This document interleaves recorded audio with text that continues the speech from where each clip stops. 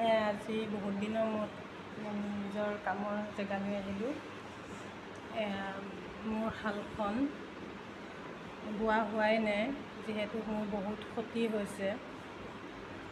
ঘৰৰ কামৰ কাৰণে আহিব পৰা নাই বহুত, আৰু জুবিনদাৰ কথা বহুত বেয়া লাগিছে মনটো, সেইকাৰণে মানে কামতো মন নবহে।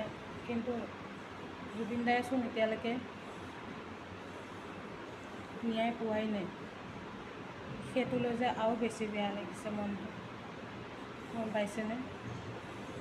কিন্তু ন্যায় পাব লাগিছিলে ইমান সময়ত, কিয় ন্যায় পোৱা নাই?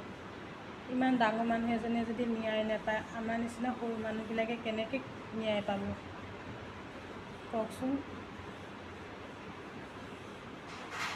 আমিচোন ক'ৰবাতে পৰি থাকিম। আমি এটাই বিচাৰোঁ, জুবিনদা ন্যায় লাগে, ন্যায় পাবই লাগিব। সকলোৱে একমত হওক, একত্ৰিত হওক, ন্যায় দিয়ক।